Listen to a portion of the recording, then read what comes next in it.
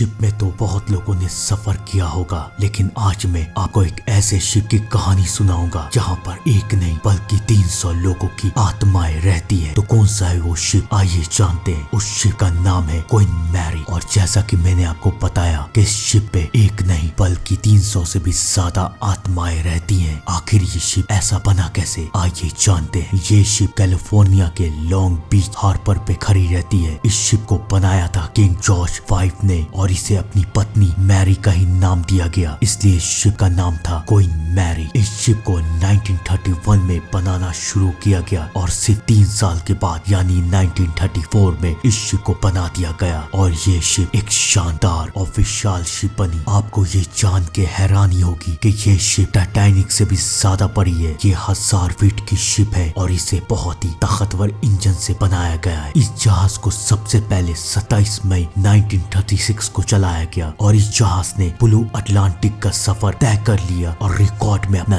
नाम भी लिख दिया। सब कोई कह रहे थे कि ये जहाज काफी शक्तिशाली और शानदार है और कोई इसका मुकाबला नहीं कर पाएगा, लेकिन किसी को नहीं पता था कि ये जहाज में ऐसा कुछ होने वाला है जो लोगों को बरसों तक याद रहेगा। जैसा कि मैंने आपको बताया कि ये 1000 फीट से भी लंबा जहाज बहुत शानदार है। इसमें 5000 से भी ज्यादा लोग बैठ सकते हैं और इस जहाज ने दूसरे वर्ल्ड वॉर में पड़ोसी देश की बहुत मदद की। सबको ये लग रहा था कि ये जहाज हमेशा इतना शानदार बना रहेगा, लेकिन अभी तो मनुष्य शुरू होना बाकी थी। जैसा कि मैंने आपको बताया कि इस जहाज ने वर्ल्ड वॉर 2 में भी हिस्सा लिया है और इस कारण इस जहाज में बहुत लोग की मौतें हुई और उनकी रूह आज तक उस जहाज में थी। और वर्ल्ड वॉर 2 के बाद इस जहाज में ऐसी घटनाएं होना शुरू हो गई जिसकी उम्मीद किसी ने भी नहीं की थी। वर्ल्ड वॉर 2 के बाद एक यात्रा के दौरान अचानक जहाज रास्ता भटक गई और उसके बाद हुआ इस जहाज में बहुत बड़ा हादसा और उस हादसे से इस जहाज के 300 crew member on the spot मर गए और आज तक उन क्रू मेंबर की आत्माएं इस जहाज में है। आज भी जब कोई इस जहाज में घूमने के लिए जाता है तो उसे नीचे यानी कि क्रू मेंबर के कमरे में जाने नहीं दिया जाता। इस जहाज में आज भी मशीनें अपने आप चालू हो जाती है और लोग ये मान चुके हैं कि 300 से भी ज्यादा आत्माएं इस जहाज के नीचे रहती है। इस जहाज को लेके